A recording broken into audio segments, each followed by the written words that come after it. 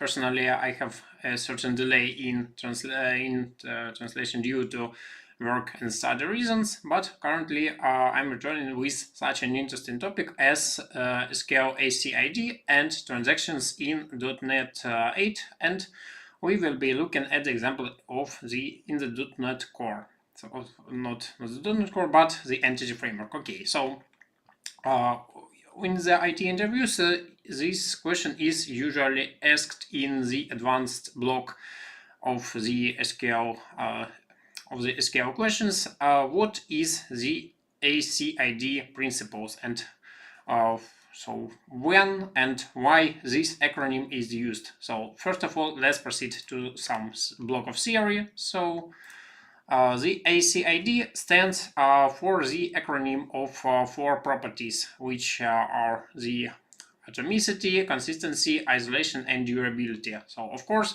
in some cases, it's mostly the theoretical concept, but in some operations, of course, this term has the practical meaning. So, the first one, atomicity, is the property which stands that each statement in the transaction, so in one database operation, it could be potentially read, write, update, or delete, but of course it mostly relies to write or update data and sometimes to delete. So is treated as a single unit. It means from the practical perspective that if your database operation for example, updates or deletes data in multiple tables, so not only in one table, and this data is bound. So in this case, you should either complete all the operations, or you do not have to bring any changes in case of any kind of exception or the unavailability to do this operation. The next one stands, consistency stands for the modification of the tables in a predictable way, which means that there shouldn't be any kind of partial modification or some, for example, if we have any kind of operation which, for example, cleans the table and after that inserts the new data. Of course, all of these operations should be in one executed as one. The next one is isolation. It's more currently it's more the theoretical concept because nowadays such ORMs as Entity Framework successfully hold this one. But still, we should include the case of concurrency if we are designing the system when multiple users can make the changes simultaneously. So, and the last one, durability, stands for the transaction completion, which means that if the transaction has been completed, all the changes should be persisted to the database. So there couldn't be such a case when, for example, the transaction has completed and some of these changes have not persisted to the database. So, but it's just the theory, which you of course you should remember to your IT interview. And let's go to the some practical concepts. So we have this good article from Milan, and it explains some basic concepts in the simple scenarios in the .NET Core in the entity framework. So first of all, we have the regular flow just like this. So when we have some, for example, data set modification, so we are so some items added to a certain data set, and after that the save changes is called. So under the hood, here we have the transaction. So still it's the transaction which includes this operation. So and if, for example, we would have adding the items to the multiple tables, and after that one call to the save transactions to the save changes, it means that all of these additions will be executed as one transaction. So it's unobvious, but still it it's a real life example, but it's a simple scenario, and of course we could have something like that. So it's just the plain entity framework, and of course there could be some extensions which I will be talking a bit later. So for example, there was an addition to one DB set. Next, the save changes has been called. After that, there was some changes in the other data set, and also one call to the save changes. So in this case, if we wouldn't have any kind of transaction, of course, we would have this situation when this one is a transaction and this one is a transaction. And if we want to ensure the data consistency, of course, we need to merge these two into the one transaction, which can be done in the way just like this. So when the transaction is used and is committed just as one transaction, and if there would be any kind of exception, for example here, so the entire transaction will not be completed and will be automatically rolled back. So which means that no changes would be persisted to the database in this case. So, and it's the regular way of using the transaction within the DB context. So of course, potentially it could be used from the not from the DB context, but just as creating a new SQL transaction and with the SQL connection. But this example refers more to not to the entity framework, but for example to the more legacy code, or with using some multiple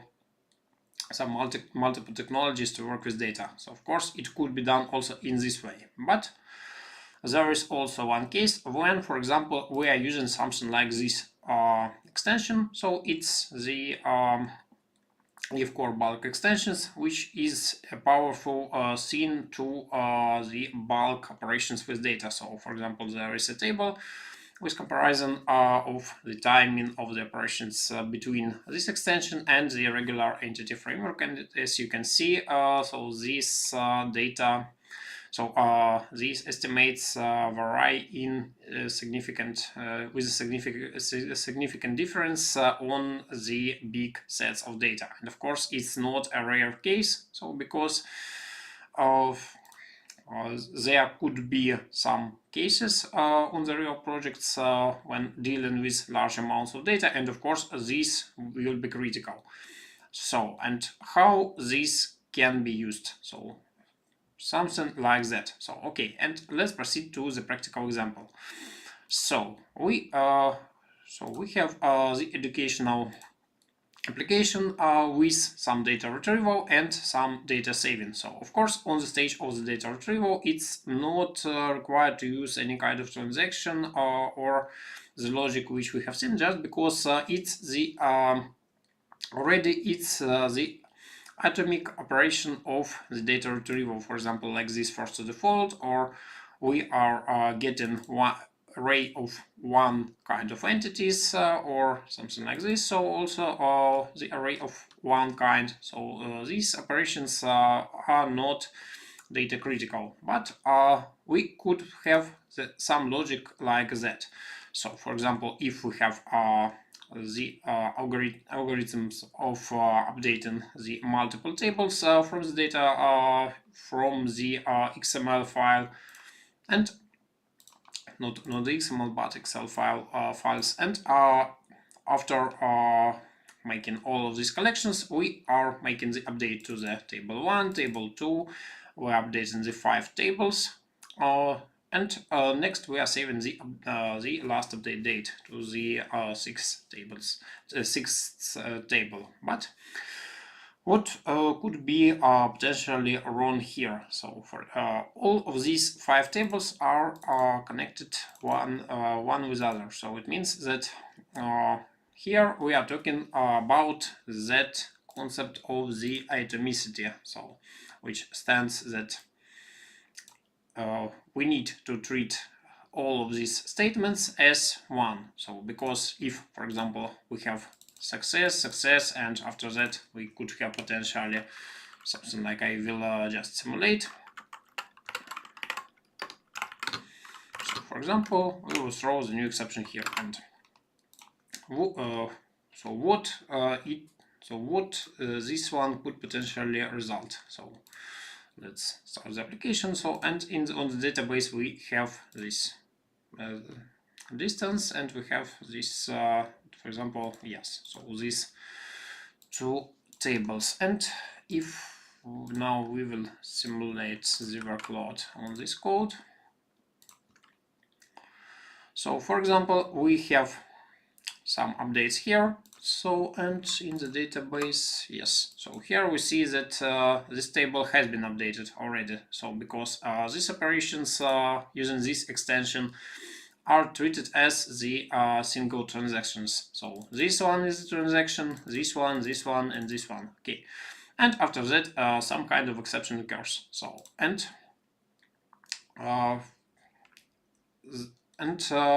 this will not be executed. So it means that if we go to the database and refresh the stats, so one table has updated successfully and the other table has remained in the state of not modified, just because some kind of exception occurred here.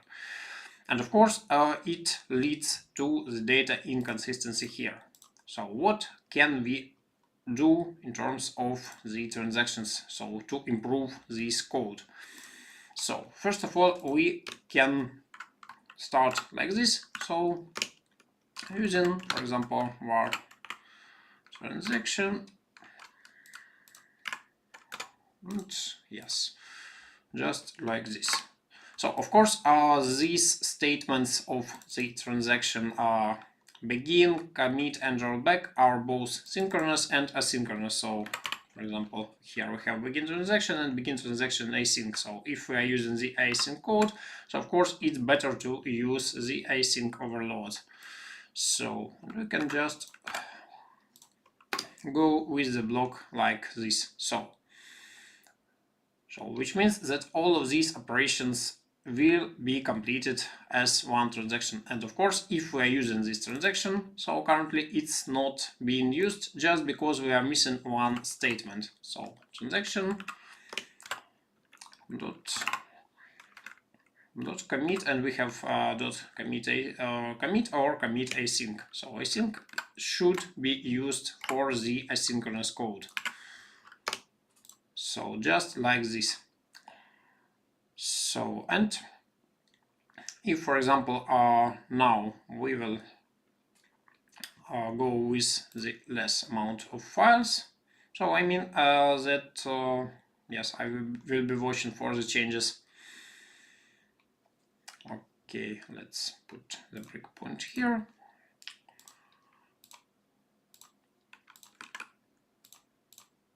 So for example, yes, here we have the exception, and let's look at the database. So on the database level currently we do not have this table changed. So because all of these statements are not persisted on the database level before we haven't reached this one. So transaction.commit or commit async. So and if now we have the exception, so the transaction will be just rolled back without any data modification. So and if we go to the table, and yes, so we do not have any changes with this block. So of course this logic could be simplified just first of all by await using. So because if we have here we have the await, so of course we should use the await using. And also we can do just like this. So await using, and instead of the block we can have the using statement. So of course if we do not have any important logic after this statement, so if it's the end of the method, so of course it could be done this way.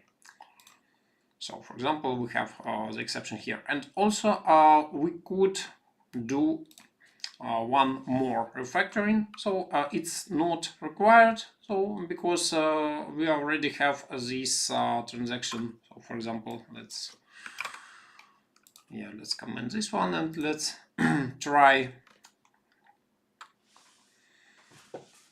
this code. Yes, and we have to put the breakpoint here. So, and we are updating the table with some less data. Yes, so we are doing all the database modifications, but which are not persisted to the database before the commit async. So here we do not have executed the statement and there is no changes, but when we execute this one, so the changes are reflected. So we see, yes, so the changes have been reflected to the database just after the commit async. And one more refactoring, so in terms of some additional insurance measures. So of course we can use the try catch here. So just we can move this one to the try block, and in the catch block we, for example, let's have this one, and here we also can include the transaction dot rollback async. So which means that if the exception occurs, so we can additionally manually roll back the transaction in the asynchronous way, and after that, of course, we could either write this exception to the log or simply write it to the console for the debugging purposes. So which means that this code gives us the additional control on the flow. So for example, if I will uncommit this one time.